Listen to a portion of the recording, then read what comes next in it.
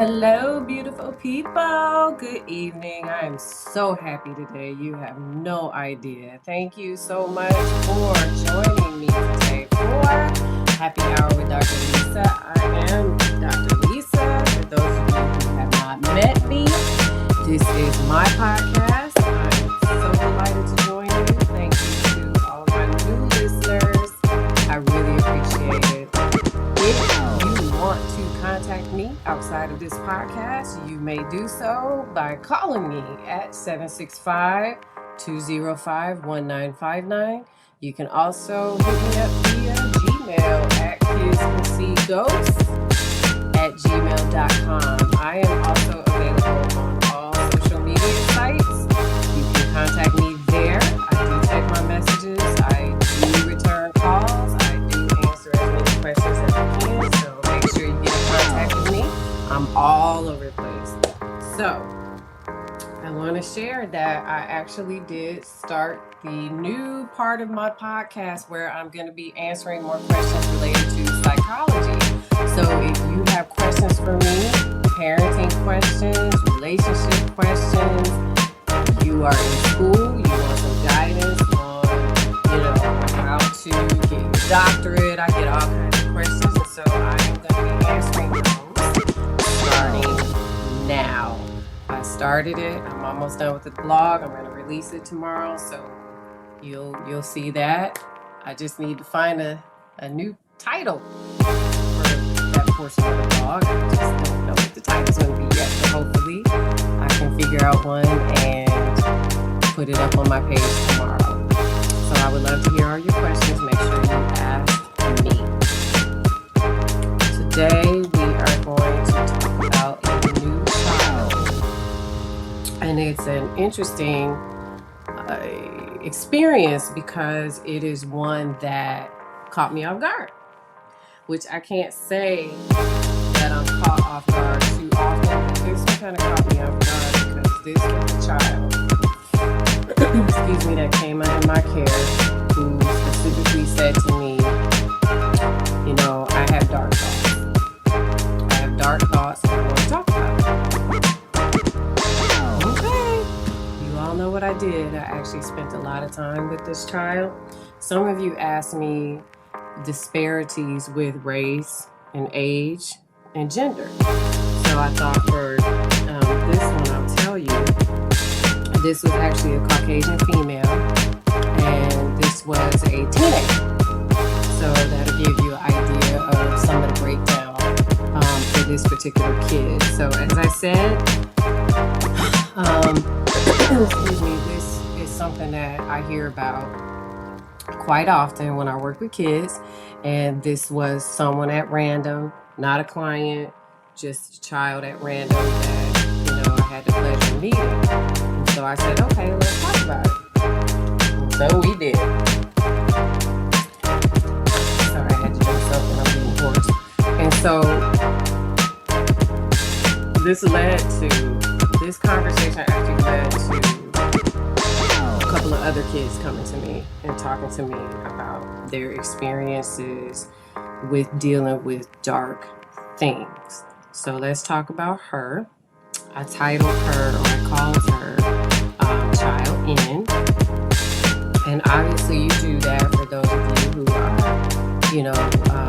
students and looking to practice in psychology. You do that because obviously, even though this wasn't a client, you still want to keep these kind of things confidential. So that is not just a state law, that's federal. You have to abide by, all laws pertaining to confidentiality. So my kids that I work with are actually labeled by the alphabet. And so this is Child N. So she approached me. And I thought, actually, when I think back, she would approach me because, how sometimes kids just need someone to talk to. So I thought that she wanted to just talk to me about something that was going on in her life. Maybe, having trouble with parents or, playing sports or something like that. But this was actually a kid who said to me, no, I want to talk about these dark thoughts that I'm having.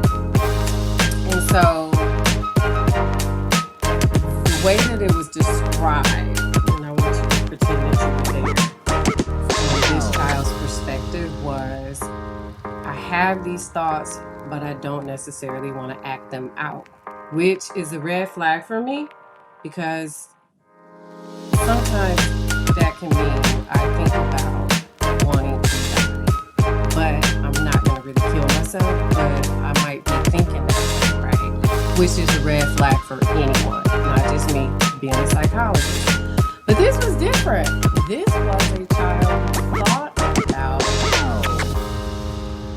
dark things pertaining to hurting other people, but I won't act out on it. But is it wrong? Like, this was a kid who was really processing, is it wrong for me to think about what it would be like to watch someone die? So this is what I mean by catching me off guard, because that was something new for me. And this was a very intelligent little lady who sat with me like a grown woman and had this conversation about, what should I do? Is it wrong? It's not like I want to go out and kill anybody. I'm not going to hurt anybody. But, I've just been thinking about it lately. And I remember sitting there thinking, oh boy, what are we going to do about this one? So I really wanted to understand this kid and what the thoughts were, what was the reasoning, making sure this child did not have a plan, and it was just something that this kid is thinking about. Now, periodically, I would work with kids who think about death, but not of somebody else's, about their own death. Like they would say, I don't understand death. What is death like? And I'm like, I don't know. I never died before. So I make light of the situation just to help them, establish rapport with me. But this girl was like, no, I really want you to process this, Dr. Lisa. I want you to tell me that if it's something wrong with me. And so we talked.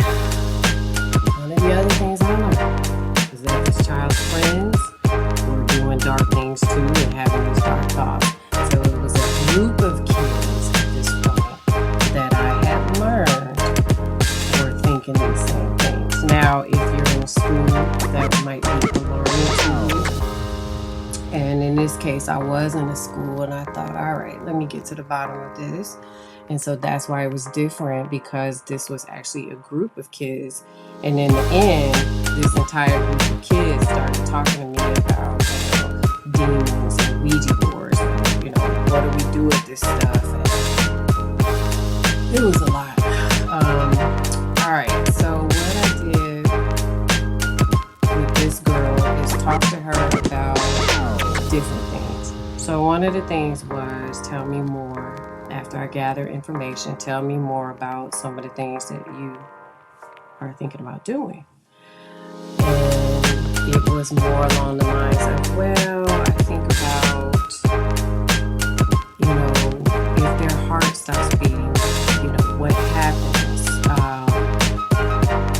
What if, a demon is telling me to do these things? It was kind of all over the place.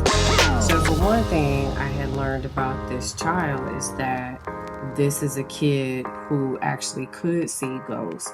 And so I wasn't sure if, because she was tapping into, the dark side of this, if these dark things were actually, maybe manipulating her into this. I wasn't sure. So there was a lot that I needed to unpack with this kid. And so I did.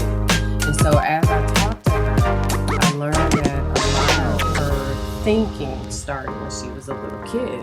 So when I talk to parents about paying attention to what their kids are watching on TV and listening to the radio and being influenced by other kids, this is why this group of kids have been thinking and doing and trying and working themselves into doing dark things since they were little kids. And when I say little, I mean like 4th, 5th grade. Long time. This was obviously, I said a teenager. And so what I said to her was, people typically don't think about harming other people, even if they don't want to act on it. It's just not something that most people think about daily. What is causing this? What is making you want to think about these things? So the more that I talk to Child In without the group, I had learned that she was very vocal about some of the things that she did. And so one of the things that she did quite often is that she played with Ouija boards, which anybody who follows my podcast knows that I don't deal with or like to deal with anything dark, but I almost have to because I have to get to the bottom of this stuff like this little girl and try to push them away from things and try to instill light within them if they didn't believe in God. That light to me was me instilling that faith and that hope and that those godly, type of things into her, because that's what's needed in order to fight these dark things. And so these are some of the things that I also share, when I do teach students, in psychology, is that the more you allow yourself to get consumed into what people are telling you, when you are working with them, the more that they trust you and the more that they will tell you things. So I spent a lot of time with this little lady because I wanted to encourage her and to help her find the strength to continue to talk to me. And it actually worked because she started to talk to me about different things she would learn from playing with a Ouija board. And I would go, well, who are you talking to on a Ouija board? And she goes, oh, it's a spirit that tells me, these things, or it moves and, all that stuff that I don't get into. Oh my gosh, should I call her parents? This is serious, what she's doing. And it was, I talked about kids that are silent when they can see ghosts or when they're playing with dark things. And I talk about kids who, like to express the fact that they do this. And she was very expressive and talked about how, she actually liked these kind of things. And it's not up to us to judge people. It's just up to us to help them. And that's what I was doing. So trying to put some interventions in place wasn't the right time.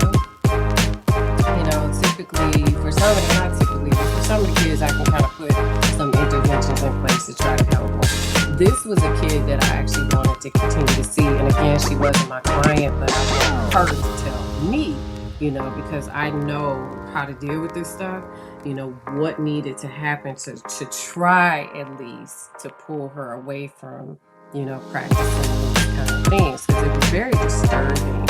Did she talked about dark angels? But dark angels, again, were companions. They were friends. They were positive to this girl. For her friends that she talked about, they were also positive as well. The interesting thing was how she interacted with me, and it's so hard to describe. She would sit on the edge of the chair and just have this gaze for me. If you're looking at me, you can see me. Like a gaze, like she just wanted to jump and get me. I can't explain it. And I was watching her closely every time I worked with her. I don't know if you all will understand this. Maybe you will. It's almost like something was possessing her. That's what it looked like. We just kind of had to be there. And I was just kind of watching her closely, watching her body language, just watching her move, her eye gaze. And she never was always going. And I was like, okay, what's wrong with her? She's playing with the dark stuff. She doesn't need to do that. Something is definitely happening. But she kept coming to me probably almost every day so that we can deal with this.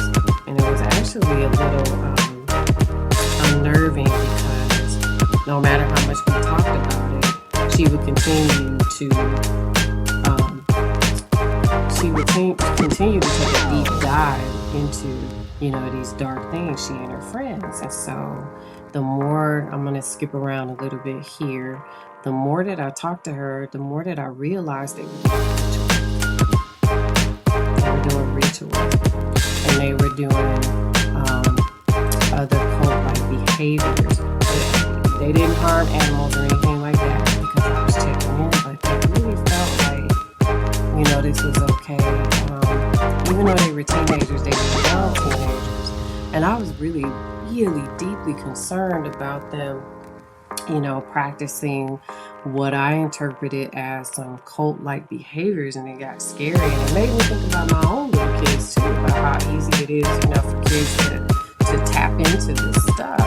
So they were, if you ever watch the movies and you see like a group of witches in a movie doing different rituals to kind of chant different spirits, they were doing stuff like that. They would also kind of feel me out to see if I was even worthy of hearing the things that they had to say. But, this is why I say when you work in this field, you want to hold this position of interest to your clients so that they can continue to tell you stuff. Because these kids kept coming to me over and over and over again because I was really invested in learning, what they were doing. And so they were constantly doing different rituals and chanting, and I wouldn't let them do it around me. That's not an option. They would do it, at home or together, after school, things like that. And it got scary to me. I don't know. When they show this stuff in the movies, it's almost like to believe. But then when you actually see it, especially in kids, it's kind of like, whoa. I see this stuff in the movies. This is the kind of stuff that's happening. You guys are diving into things that, you don't understand. Why are you doing this? You're chanting and calling things that can actually come and stay, especially if you don't know how to get rid of it. So that's what they were doing. I didn't have to ask these kids whether they felt like they can see ghosts or anything like that. They just told me. Child N also would share that she had a feeling when things were around. So like when we were sitting together, she had a feeling that I was a safe person. She had a feeling that, I was protected, and all these feelings about me. And that was the reason that she continued to come around, which was great for me because I wanted to make sure that she was safe and wanted to make sure, her friends were safe. And so I had to work to prove I've had to do this before when I met, I wrote a blog about witches for October Ghost Stories. I had to do the same thing. And sometimes when people are heavily into this stuff, you almost have to gain their trust and prove that you're worthy of, learning these things about what they do. And that these kids were no different. And once that happened, however, I could ask questions like, well, how often do you have these thoughts? And have you told anyone you have these thoughts? And do you have any plans in these thoughts? And how often do you engage in, these rituals? And are you cutting yourself? Because that is a question that I learned to ask because I've worked with kids who worshipped Satan, for example. And this is not all people that follow a satanic cult, but some of the kids that I run into, they were actually cutting themselves, and they would cut like the 6-sided star in their skin and draw the blood. So I worked with a lot of different kids and a lot of different challenges and difficult cases. I had a boy once draw the same star in his blood on the wall and stuff like that. So some of these questions I was asking because I wanted to make sure these kids were safe too. And so once they were able to trust me, it was easier for me to a whole lot of questions and get answers. So they had that line of thinking.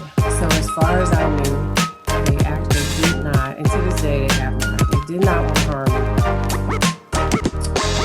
She, child N, had those thoughts of, what would death be like? What would death be like for someone else?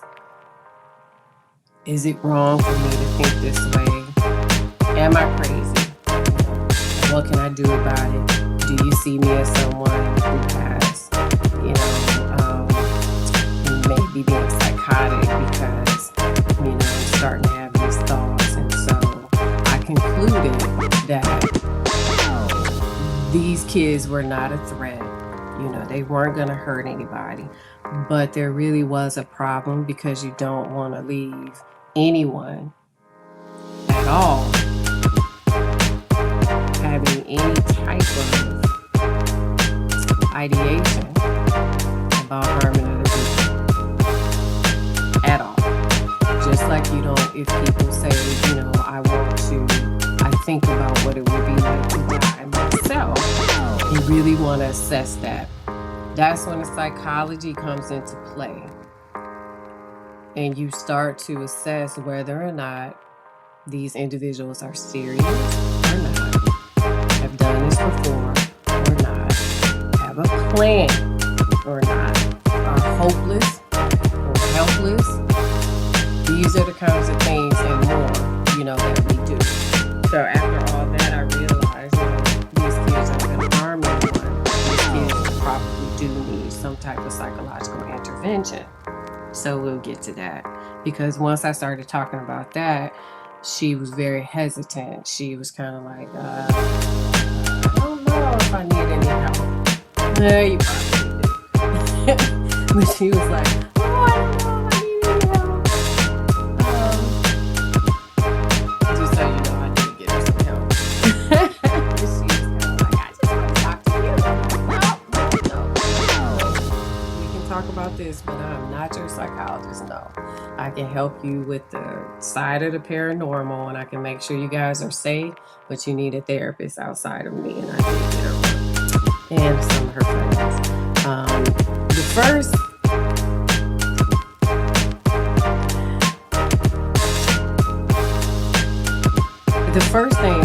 The last thing I want you to know about child N is that one of the things that I knew she was doing was trying not to tell me a lot because she thought maybe she'd be hospitalized.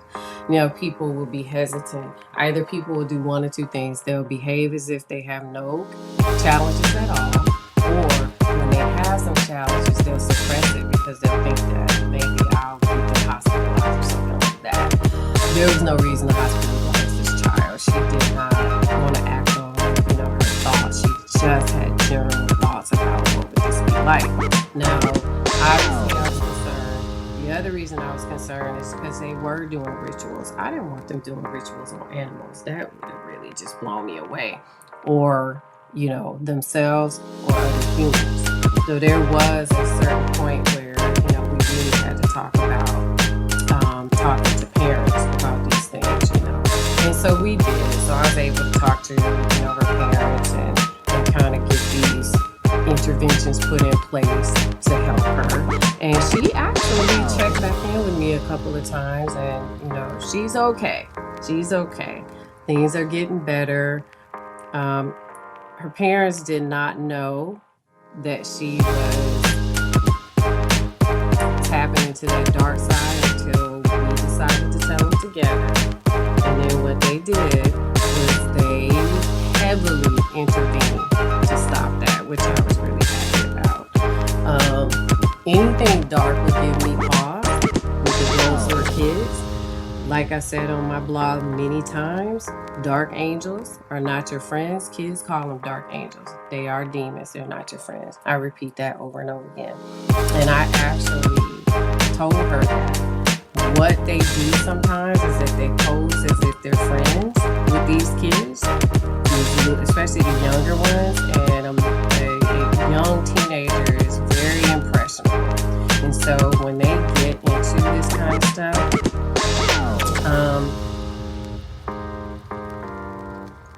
And I've seen this many times, and they can actually see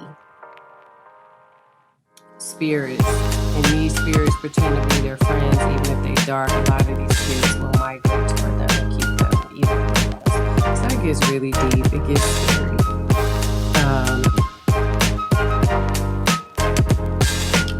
but you definitely want to not judge them, bring that positive energy. You want to engage them with spirituality if you can. I teach these kids how to pray. I teach them how to remove these dark spirits from their lives and their aura, and just from seeing them. They don't have to see them if they don't want to, you know. So those are the kind of things that I did wind up teaching a child in, and her friends. As far as her friends go, they're okay. As far as I know, the last time I actually interacted with them, her parents intervened to try to separate the kids, or her from the kids, so that they can stop the cult-like behavior. I don't know if they were just interested in it, or if they were just really getting too far, got too far, or what happened. But they were very deep into doing different rituals and stuff, and it's scary when you deal with kids like that. You know, you don't know which direction they're gonna go, so you want to make sure that you remove or separate these kids from each other, and that's where her parents did. So that's blog 57. Blog 58 is called Beloved. I'm gonna get into blog 58 really quickly, and I'm gonna start it. So I don't know if you all have seen the movie Beloved. I laughed because I remember the first time I saw it, it creeped me out. Oh my God, that movie creeped me out. To this day, I cannot watch the movie Beloved. But anyway, it's from 1998, and it's by Miss Toni Morrison. So if you haven't had the opportunity to see Beloved, I am going to recommend it to you. When I started working with kids who can see ghosts, Beloved.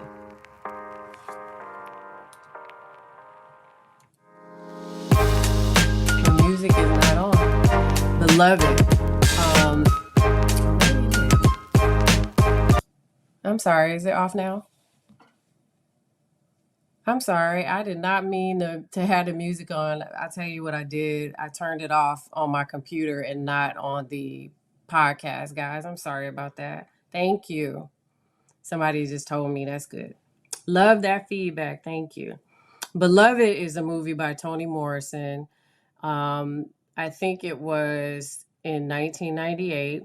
So a long time ago, although 1998 seems like it was yesterday. Um, when I watched that movie, that was before, let's see, I came out in 94, 96. That was before I started seeing kids at all as a child psychologist. And that was a long time before I actually encountered a child who could see ghosts. So when I did start seeing kids, just at random, because again, when you work in community mental health, you don't choose your clients. In community mental health, there's typically a waiting list, and you get the kids off of the waiting list. So these were just random kids that I would get, and I would see them. No connection, didn't know them. Sometimes I didn't even know their stories because I didn't always look at their backgrounds. So when I started seeing kids, and then when some of them who could see ghosts, I actually thought about Beloved, and that's why I wrote the blog. And I wrote it because a lot of what happened in that movie with Beloved is exactly the way that the kids describe dark angels. And so to them, if they were watching the movie Beloved, Beloved would be a dark angel to them. Let me pause real quick. I'm going to answer your questions. Is my job hard as a psychologist? Yes. Sometimes it's hard. If you go to the website, which is my name, LisaLigginsChambers.com, it will tell you all about the podcast and it will tell you all about the blog. What I do is I talk about my experiences in psychology with families, especially children and children who can see ghosts. Although I'm changing my blog and my podcast up in the beginning of the year, and I'm going to answer more questions pertaining to psychology. So I hope that answers your question. Thank you for asking. So let me give you an example about Beloved. If you saw the movie, you saw how Beloved would attach to Oprah Winfrey's character, and Oprah Winfrey was actually the mother. And so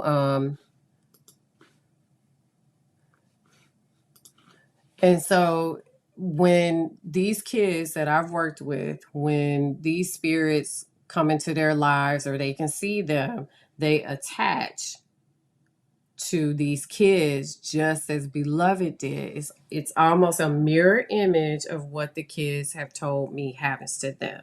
So they show up the same way. They can see them as Seth saw Beloved, right? And Beloved was manipulative. Beloved was trying to get what she wanted from Seth. She was the deceased daughter, right? So when you think about the experiences of the kids, what happens is these kids start to not just get used to and adjusted to these dark spirits being with them, but they also consider them a friend. So Seth didn't want Beloved to leave. That's how some of these kids feel. They don't want these entities to leave them. They just want them to be with them, and it's the same feeling that Seth had. If you have watched the movie, you know what I'm talking about. So the reason that I wrote this blog is because what I want to give my readers and all of you is a perspective that comes from the kids, so you can understand and imagine yourselves by way of this movie here of how they might feel. And so it wasn't easy even for child N to make these things go away, especially when they don't know how to make them go away. So I thought this was a good comparison to what the kids experience and how they feel about some of the angels, the God's angels that come around them. They just don't want them to go away. The reason Beloved scared me is for a lot of reasons. Number one, once I started working with kids who can see ghosts, this stuff really became real to me. Somebody actually said today something very powerful. If kids can see ghosts, who are we to judge? They can see ghosts, whatever, right? It is what it is. And I just looked up and said, yes, a whole lot of them who can do that. And if you haven't encountered them yet, you will in this field. And they just said, yeah, and I'm not going to judge them. And I said, that's key. Don't do that because they'll tell you everything you need to know. And so over the years, I started learning how to interact with these kids, what to do, what to say, what not to say, how to deal with them, blah, blah, blah, blah, blah. Sometimes they see, and this is their perspective, not mine. Sometimes they see ghosts who behave just like Seth. And that's why sometimes you'll hear me say on my podcast that some of these writers and producers probably actually see ghosts because these movies mimic exactly what these kids tell me. Exactly. And so Beloved was messing with them at night. Beloved was wouldn't go away. She was opening closets. She was there. She was talking to them, interacting, walking with them outside. These kids say they follow them to school, all kinds of stuff. And so for these children that have come to me, sometimes it is not so easy for them to ignore because there was no way that Seth could have ignored a beloved. And so the kids don't disregard these ghosts because they can't. The way that they describe them to me is another way that they describe them is that, sometimes when they wake up at night, they are there. When they are opening closets, they're there. They just don't go away. And these kids sometimes are really lonely, and a ghost like Seth will befriend them, taking them away from these kids is difficult because they believe that they are their friends, even the dark ones. Child N did not necessarily consider them her friends, but she could definitely see them. But I'll tell you what kid did befriend entities like Beloved. It was Child A. If you go back to the beginning of my blog, you'll remember Child A, the first child. Who used to always tell me, they're so nice, but they're dark. They're dark angels, stuff like that.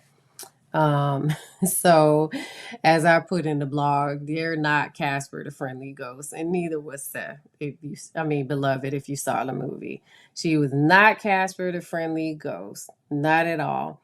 So, when I'm working with these kids, it gets very deep and it's very real, and it has happened numerous times to me, over and over and over again, even out of the country. Child A is one who I kind of talked about in this blog quite a bit about Beloved, because Child A was enamored by demons and started to have poor behaviors because of the influence that these things were having on him. And so he was definitely friends with them. I'm not gonna excuse me, I'm not gonna give that one away. I want you to read the blog about that one. But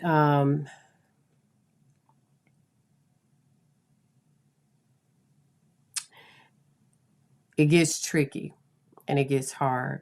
So this blog is actually not geared toward anyone believing that these things happen or that these stories are true. They're absolutely true.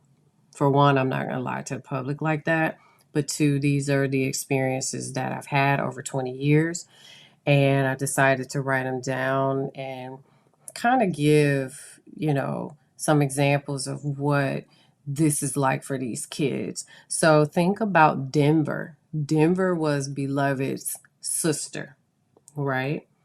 Denver could see Beloved, just like Seth could, the mother. Paul D, who was, I believe, Seth's boyfriend, could he see Beloved? I think he could see Beloved. Yeah, I think he saw Beloved. And so they all saw this entity. And that's sometimes what happens in families too, because I've worked with kids whose parents can see ghosts as well. Yeah, you can share what you saw. You can chime in and talk on the show if you want to. Somebody is asking on Podbean if he could tell his story. Yeah, you can if you want to. You can just call into the show. Hey, Dr. Lisa, how are you doing? Can you hear me? Yeah, crystal clear. Hi. Yeah, I can hear you pretty well. How are you doing? How am I doing? I'm doing great. Yeah, How are you? good. I'm glad you called in. Yeah, definitely. I'm enjoying a cup of hot chocolate because it's a little cold over here. Yeah. Is it snowing where you are? No, no, we just got hit all of a sudden. It was a massive cold front, and every day it's just a little bit colder. So, Oh yeah, I God, don't want to. Yeah. it's freezing here. It's 25 in Illinois, in my part of Illinois. So, Oh, okay. No, I'm in Texas. It's hot here. It doesn't. Yeah. yeah, jealous. So, what's your story? You want to share it? Well, let me see. How much into the paranormal are you? Because some of this gets really dark and scary. Yeah, that's okay. I'm not afraid. That's what I've been doing, talking about today, anyway, with Good. child in, child in. All right. So a number of things happened when I was a kid. Um, so I would see a lot of things, Mm-hmm. and okay. So I think that the first frightening thing for me was once when we were living in a two-floor house, and I saw this black figure peeking in through it was kind of like he was crouched down on the stairs, kind of like peeking to see what we were doing. And I noticed it, and I stared at it. It freaked me out, Mm-hmm. and it looked like kind of like a black circle with ears. So I'm not sure if that person was bald because I couldn't see any shadow of hair or anything. It just looked like a black circle with ears, and then you could see something like a skeleton inside the black shadow. It was very Mm-hmm. weird, Mm-hmm. and it was peeking. It was kind of like trying to hide itself and trying to see what we were doing. And then a few years later, I remember this once when I was sleeping with my parents because I was still very young. So it was cold that night like it is right now, and we didn't have like uh, a heater. Mm-hmm. So my parents decided to like put me in the bed like between them, like all spoiled like a kid. Um, so I wake up at night all of a sudden, and I'm just like looking around, and it's dark. There's a little bit of light coming in from the street light coming into the room, and there was something moving all of a sudden, and I was like, "Ooh, what's that?" So I just like looking at it, and it was this little being, kind of like a kid the size of like a 4 or 5 year old, and he comes into the room, and he walks up to the bed, and then he comes up to one side, and again it's just a shadow, so I can't see his face or anything, and it's looking at us, kind of like to make sure we're sleeping, and I just held like really really still because I was like really scared, Mm-hmm. and it was just like whatever it was looking at, it was just like looking at us, I was being like really careful. So like it stayed there for a few seconds, and I guess it thought that I was sleeping, so it turned around, and it walked up, it ran up to a desk. My dad had a desk and his computer and everything. It was like kind of like those old school desktop computers. So Yeah. it walks up to it, and my dad had an office chair. So he sits in the office chair and he starts playing with the chair. He starts like, he sits down on it and he starts like rolling to one side and to the other side. He's just like playing with the chair. And then he comes up to the computer and he starts playing with the keyboard. He's kind of like playing that he's like typing something in there. And I'm like, what the heck is going on? What Yeah, am I really. seeing? I just held up my And keyboard to the camera. yeah. And all of a sudden it turns around. It turns around as if something surprises you and you turn around to see it. Mm-hmm.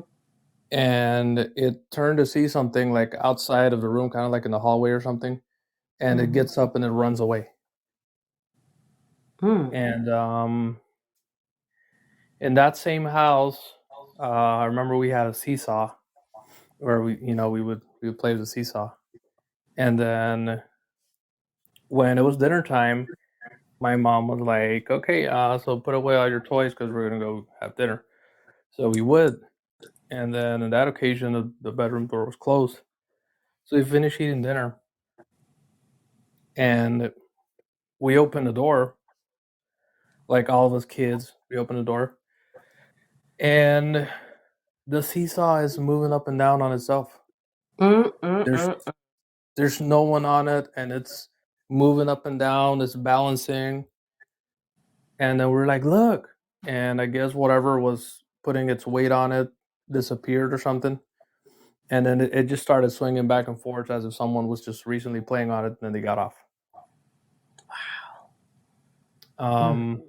Another situation, um, we had bunk beds, and I was sleeping on the top bed, and I woke up at night because I needed to go to the bathroom, and so I'm looking around, and I'm like, man, it's really dark. I don't want to go to the bathroom alone. If it's dark here, imagine how dark it must be in the hallway. Like, so I was like looking, and everybody was sleeping, and I'm just like, oh well, I guess I can just run in the bathroom.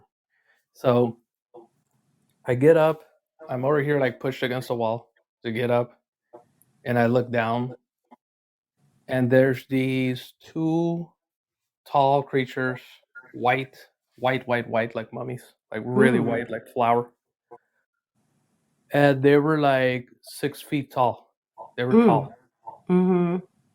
And I look down and I see them, and they look up and they see me. And I'm like, so just like, Mm-hmm. I'm like frozen, and they're looking at me. They look at me for like 3 seconds, and they turn around to look at each other, and then they turn around to look at me again. It's kind of like they're trying to like figure out like, what is this? It's kind of like the same way I'm seeing them, they're seeing me, you know. Mm-hmm.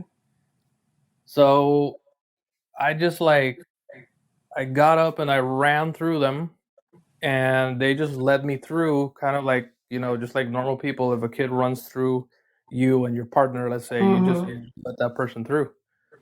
So they just led me through, and then they were just looking at each other like they were really confused, you know. Yeah. And so I went to the bathroom, and I came back, and I just like carefully like came into the room, and I just like peeked to see if they were still there, and they were gone. Yeah. they were they were gone, and This is all in the same house? yeah.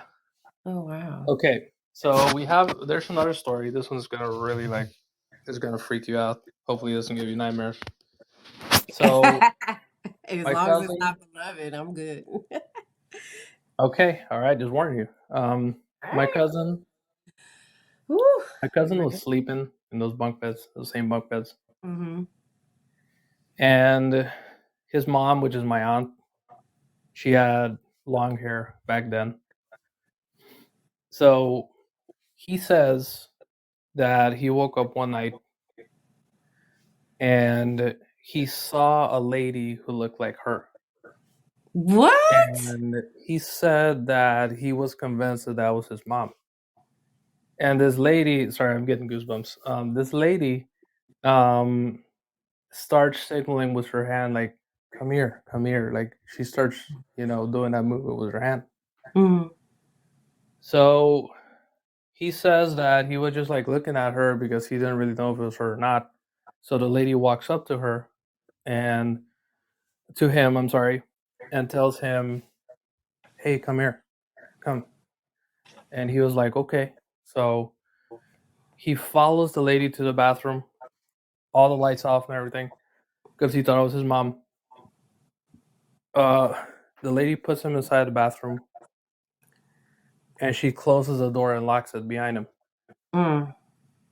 So he said, like, once he was like fully awake, and this lady came up to him, he saw it was a different person. It was not his mom. Mm-hmm. So this lady grabs him by the neck and starts choking him. So she's like strangling him in the bathroom. So he starts to kind of like shake and try to like get out of the way. And it's kind of like you're being attacked by something. You know, sometimes something works. So that's what happened. That's what happened this occasion. Something happened, and he was able to get out of her grip, and he was able to go back. So the next day, we all wake up, and he's really scared, and he's pale and stuff. So he couldn't talk for a few days after that. He was like in shock. And we were trying to like talk to him, like, hey, what happened, this and that. But he wouldn't say anything. He would just like go into the bed, and he would just go into like one corner, and he would stay there. He was like really, really scared. So after like 3 or 4 days later, he finally started talking again. And he told us what happened to him. Yeah. Okay. So I had a demonic experience once as a kid. You did? Yeah, I actually had two that I remember of. As a kid? As a kid, yeah. One of those was in that same house. So later, like my parents got separated, and my dad moved out, so he wasn't there anymore. And my mom had to work graveyard. So usually my sister's taking care of me and stuff. So this one night, my sister was there, and I was sitting in the living room, and all of a sudden I start feeling really like frightened for some reason. And I was like, why am I feeling like that? I don't understand my feelings, you know? So I get up from the couch, and I run to the bathroom, and I knock on the door. And my sister's like, hey, what's up? I'm in the bathroom. And I'm like, hey, can I come in there with you? I'm really scared. And then she's like, why? What's going on? And I'm like, I don't know. I just feel really, really scared. And she's like, okay. So she opens the door, and I get in. And she's like, what's out there? And I'm like, I don't know. I can't see anything. I just feel really, really scared for some reason. And she's like, okay, well, we'll just stay here, I guess, you know? So she was like taking off her makeup and stuff because it's already like nighttime. So she stops all of a sudden, and she's like, hey, you hear that? And I'm like, hear what? And she's like, I don't know. I think somebody's inside the house. And she's like, did you see anything? And I'm like, no. So she locks the door, and she gets on the toilet. There was a little gap like on top of the door, and she's like, I'm gonna peek through here. Let me see what I can see. So she peeks, and she's like, there's no one there, but things are moving. And I'm like, what? And she's like, yeah, things are moving, but there's no one there. So I hear this loud shelf open in the kitchen, and she's like, oh my god, like the drawer open. And I'm like, I was like, I think I remember crying at that time. I was like really, really scared. And I just kept telling her like, don't go out there, don't go out there. And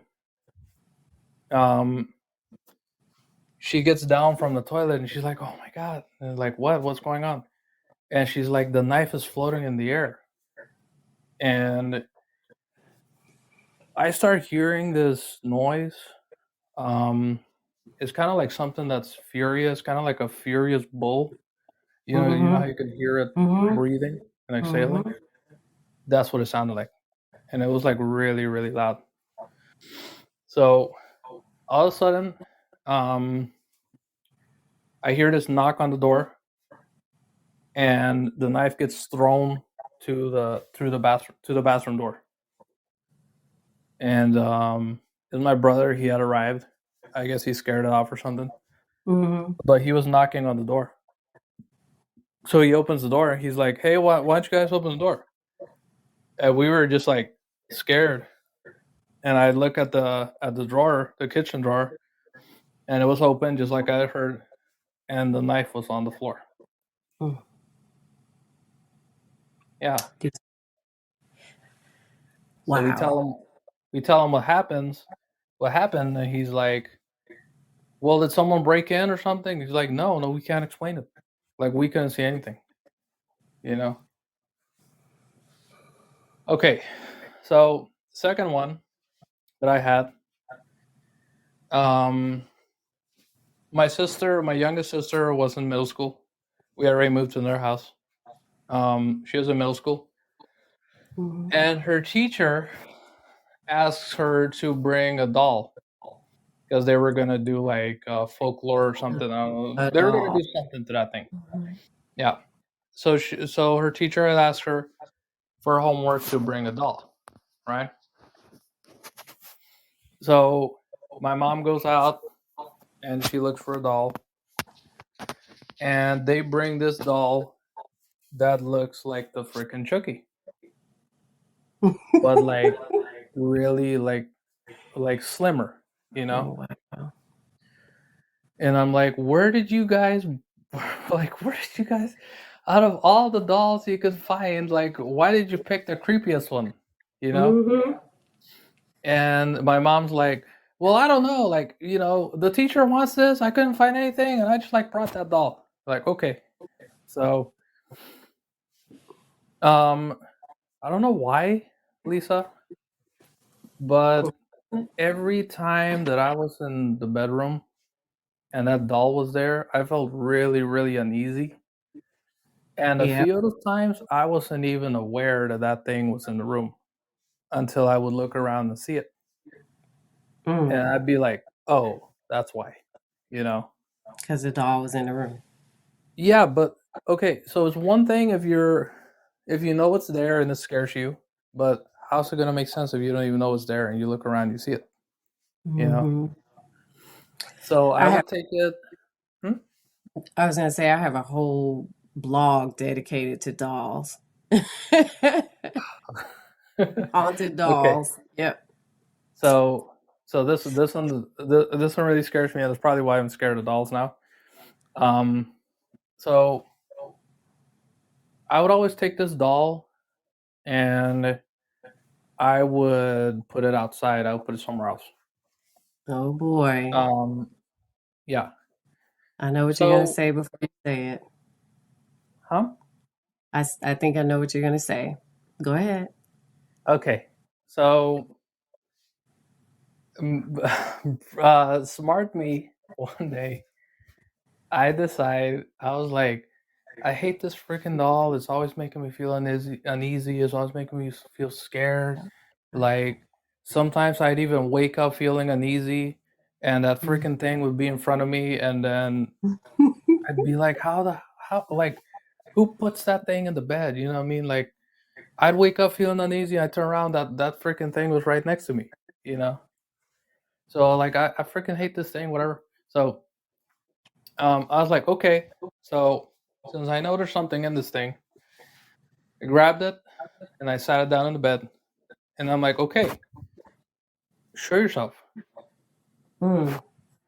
Like, let's go. What you got? I'm tired of you making me feel scared. I'm tired of you making me feel uneasy. Mm-hmm. Like, what's in there? Show yourself. Okay. So I felt like whatever was in that doll, it was looking at me, was really like malevolent. All right. So I took that doll and I just like put it outside. And the next day, I think it was the next day, I came back from school. I had all my books in my bag, and the teacher had asked us to like only bring the books that you need because then you have to carry all that weight. So I was doing that. I was organizing my backpack, and I turn around as if I see someone. There's no one there, and it was a presence. So I'm looking at it, and it scares me more and more and more. It turns into like a really deep, frightening feeling.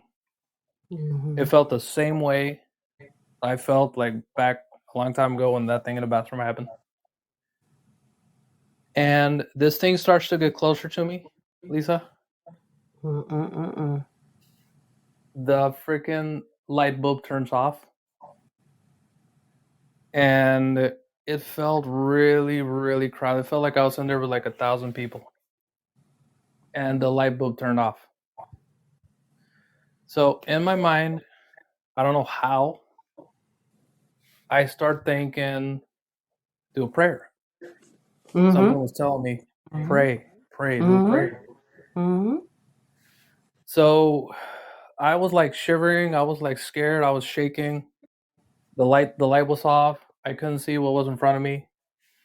I started doing a prayer, and in less than a second, everything went away. That's The right. light came back on and everything, and whatever was there was gone. Mm-hmm. And there's a deep feeling of peace. Mm-hmm. And I only got as far as 2 words in my prayer.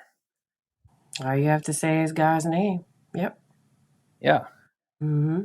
So then, a long time later, I tell my mom, my mom, she didn't really believe in that. She's like, you kids are always like playing and messing around, whatever. Like, y'all gotta stop telling those lies, And I was like, okay. So like a few months later, I tell my brother, and he's like, well, every time that I would come out here and get on my laptop like late at night, I would put that thing outside. He's like, why? And he's like, well, because somebody would leave that doll out here in the living room, and every time I'd come back, every time I had to like step away and come back, that thing was somewhere else. It was like someone had moved it. I knew you were gonna say that. I knew it. Yeah, well, did you see it? And he's like, no, but it's like it's 1 a.m, everyone's sleeping. I'm on my laptop. I have to get up and go to the bathroom or something, and I come back, and that doll is somewhere else every time I do that. Yeah. And he's like, so I took it and I threw it outside, and then the next day it was back inside again. And then I got yelled at because somebody found it. Somebody found it across the street. And yeah, Lisa. Oh my gosh. Did you ever research to find out what could have possibly happened in both houses, or did you have any answers? Well, my sister was well, she still is. My sister is very gifted. She's like that girl like from the movie, like I see dead people. You know what I mean? Yeah. Yep. Uh-huh. And okay, so I have my mic on, so maybe I can show you. In that house where my cousin was strangled, every night we would hear this. Oh heck no. I would have had my Bible floating around the house. Okay. So Oh yeah. my God. So we would hear that every night. One time this girl is stressed. She was like stressed out. She was cleaning the kitchen. She was stressed out. The back door was like right next to the kitchen. So she turns around and she's like, "Who's there?" And the thing just stops. And we're just looking at it like, well, I guess that works. So she told me that night she had a dream. She told me, I dreamt that I came up to that room, to that door, and someone knocked. But it wasn't that knock that we heard the whole time. It was just like a regular knock. She's like, I come up to the door in my dream, and I open it, and there's this old guy in a wheelchair. And he's like, finally, after all this time, someone opens the door.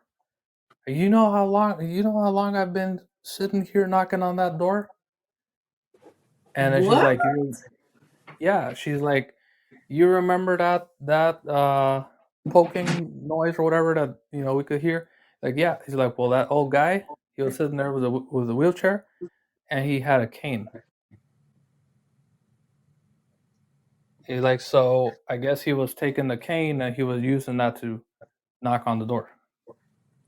And this was a ghost? Yeah. And she said after that, that's when that noise stopped. After that day that I had the dream. So she saw him. In the dream, yeah. Wow. She told me that in that house, she dreamt that she was outside and that there were these two girls playing on the roof. She like, it's weird. It's like there were two girls on the roof playing, and they got too close to the edge and they fell off and they died. Oh. And she like, I had that dream like 3 or 4 times in the same house. So she's like, I don't know what's there, but she's like, I think somebody did witchcraft in that house. I was going to ask you about that.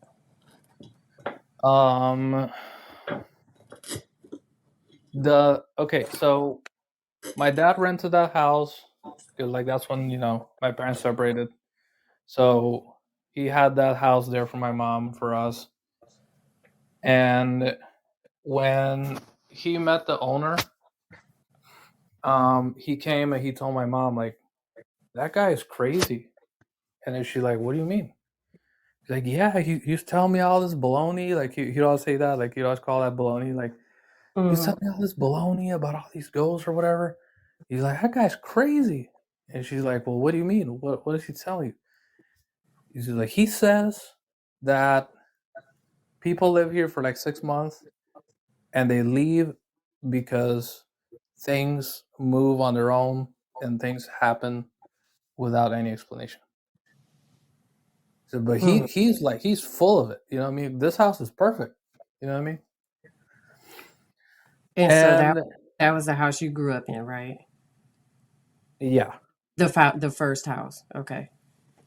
In that house, when we got there, Lisa, yeah, like the first day I remember that they would take me there to help out. And my dad would always bring like an orange igloo. I like the ones that they would sell like back in the day for water. And in every bedroom, in every corner, there was a coin in every corner. A what? I'm sorry. A coin like money. Really? Yeah, there was a coin in every corner, in every bedroom. Huh. So we as kids, we were like, hey, we found coins, and we found a lot of coins, like tons of them. And then all the kids would come back like, look at all these coins I found. And my dad's like, where the heck are you guys getting all those coins from? And then we're like, they're in all the corners. And he's like, what do you mean they're all of the corners? Like, yeah, they're in all the corners of the house. And he was like, okay. He's like, whatever, I'm busy, I got things to do. So he just disregarded, So that's that. And then the neighbor was very like particular. It's like, it's a weird story. Okay, so in that house, supposedly there was a family that was living in that house, right? It was the parents and the kiddos. So the kiddos grow up and they move out, and it's like one of them got married or something. I don't know. I don't know the full stories. One of them comes back to the house, but he doesn't want to kick his parents out, right? He doesn't want to take them out of the house. Since there was a lot of like terrain, he decides to build a second house next to that house, and he puts his parents in there. The parents died in that house. Like, they got old and they died. The son is like a lawyer or something. so he had to leave the city. So he knew the neighbor. So he tells the neighbor, "Hey, as long as you stay here and you take care of the house, you don't have to worry about anything. I'm not going to charge you anything." So the neighbor moves in with his wife, and that's how they were living there. You know, Okay. so he was very particular with the parts, especially like outside, like the backyard. He was very particular with what he wanted people touching for some reason. You know, and they had these like they had a stack of bricks on one side of the yard, and Mhm. every time we would like play with those bricks, he'd be like, "Hey, leave that alone." Like, why? And he's like, "Because you guys are taking off the bricks, and there's stuff down there that you guys are not supposed to see." Like, okay. So one day, my oldest brother, he's like a monkey, just like messing around with everything. So he goes in there, he comes back, and he's like, "Look what I found." You know what that thing was? A bone? No, it was a shotgun shell. What? Yeah, he found a freaking shotgun shell in there in those bricks. What did you think So that meant? I don't know. I don't know, honestly. Did you ever get any answers from your sister about the paranormal activity at all, other than her dreams? Um, well, that's the thing. She's seen a bunch of things, but I don't really get into it because it's really scary. Oh, Um, okay. it's like Okay. now that both of my parents they passed away. She tells Oh, me, sorry. it's okay. She tells me like, they're in a room, and they're like, what room? And she's like, I have this dream a lot where I go into this room, and she's like, I don't like that room because it's a very uneasy feeling, and time doesn't exist in that room. Mm, So I've seen my dad in there. I've seen my mom in there. I've met people in there who tell me that they're part of my dad's family. mhm, Um, she's like, it's like they're there.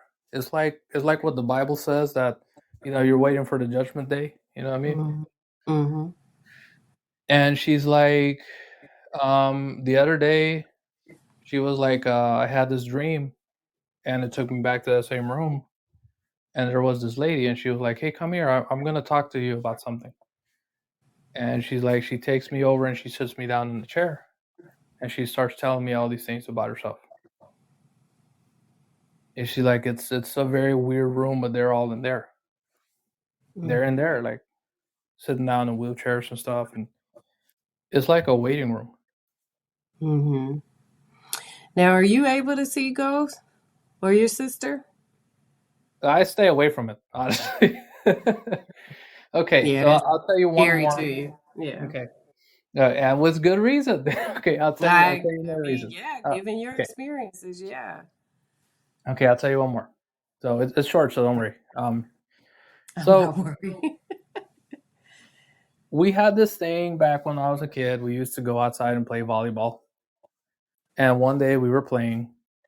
Um, the ball goes over like to the neighbor's side. They had a bunch of trees in there. They had like a bunch. They had orange trees. They had like a lemon tree. And in the corner over there with the neighbor, they had like cactuses and stuff. It get like really really dark at night. There's kind of like a dark spot. Can't really see Mhm, anything. So one time the ball goes over there. Everybody's like, "Nope, I'm not going in there. Nope, nope." That's like I can't even see anything. I'm like, "Okay, I'll go." So I go up to the tree and like into the cactus, and I'm looking for the ball. And I kid you not, I heard a roar, like a lion's roar. It was really really loud, you know. mhm. Um, and I was looking, I was trying to like see what it was. I couldn't see anything. It just freaked me out. I picked up the ball and I just like ran the fastest I could. And everybody's like, "Where are you going? Where are you going?" And I'm like, "F this, I'm going inside." Out of here. Yeah, I was just out of there, like the Sonic boy. Mm-hmm. Yeah. Wow, I really appreciate you sharing your experiences. That's a lot. But I tell people all the time that, these things are real. People actually do have a lot of stories to share about the paranormal, which is part of the reason why I started writing about it, on behalf of all the kids that have experiences just like you. You have, and actually, some of the things that you talked about in your stories, I've written on my blog. For example, the um the doll. I wrote a whole blog about that. I knew you were going to say you put it outside and it would come back. I knew that. I wrote about I think I wrote about the animal sounds. I've written about animals. So a lot of things that you talked about parallel some of the stories that kids have told me over the years. Yep, from objects floating. When they're in school, these things will take their pencils and write for them and follow them around. And yeah, I totally believe you. Well, I remember this once when I was a kid. I was hanging around with my friends and we saw a ball of fire floating Mm-hmm. around the air. Mm-hmm. Later, they Yeah. told us that it was a witch. I wrote about witches too over in October. So, my stories aren't a couple of them are my own personal stories, but all of the ones that I'm writing about are just based upon what kids have told me that I've worked with over the years. And a long time ago, I used to always tell the kids that one day I'll write about your stories because people need to hear them. A lot of the kids were, on medication and taken to psychiatric hospitals. And sometimes I would see these kids and go, well, you're just as completely sane as I am, unless I'm not sane. You're just telling a story about things that you can see. And I don't know why you're hospitalized because of that. If you aren't planning to hurt yourself or somebody else, they have stories just like you do. But it was so many people who wouldn't believe them or thought that they had, some type of psychosis going on that they would Yeah. hospitalize these kids. And this is Mhm. like you're a prime example of having stories, but you're not psychotic. You're telling your experiences, and I appreciate that. Thank you. I wish I could, Yeah. you know, get you to write about these things so that I can actually add them to my blog because this is fascinating. Do you want me to? I could if you want to. Sure. I would Okay. completely appreciate that. And thank you so Yeah. much. And you can chime in at any time and tell us more of your stories. I'm Yeah. sure you have more. Well, personal stories. I have this one where sometimes I get it, and I always tell people this. I have a phrase when bad things are happening. I tell them, "The devil is hungry," and they're like, "What are Hmm. you talking about?" And yeah, the devil is hungry, and I know when the devil's hungry. So, um, I grew up in uh,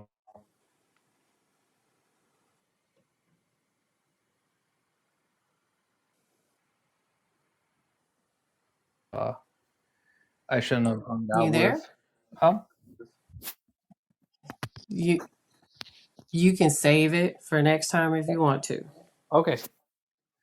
I'm here Um, on Wednesdays at 7 o'clock, or you could write it on my blog or to me, and I can always tell your story minus your name okay. All right. When are you on again? every Wednesday at 7 o'clock Central Time, your time. Okay. Mm-hmm. Fascinating. Thank you. You're welcome.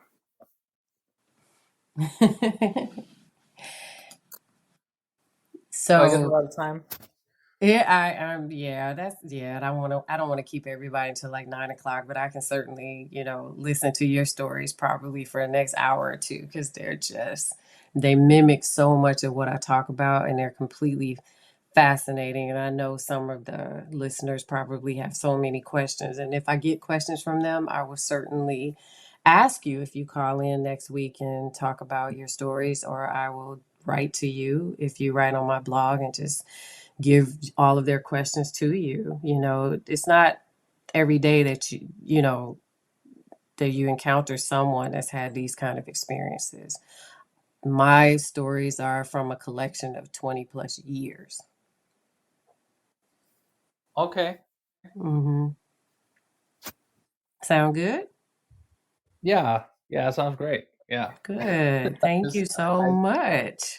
I just hope I don't give you nightmares, because Please. If I haven't had let me tell you, you should read my blog because if I haven't had nightmares, I could have some serious nightmares, but I have not had them. So I'm used to it. I'm okay. All very, right. very used to it. Okay. All righty. We'll see you next week. All right. Yeah, sure. All righty. Thank you so much. Okay. Have a good night. Okay, you too. Well, that was a long podcast, guys. We have to thank him. He was fantastic with coming in and telling the story. It makes me so happy. Thank you so much to my caller. Thank you for tuning in. He sounds like he is going to call back next week and tell us some more about his stories. And of course, I'll be writing my own on my blog. So you guys have a good night. Thanks for hanging in there. I really appreciate it. And I will talk to you all next week. Bye bye.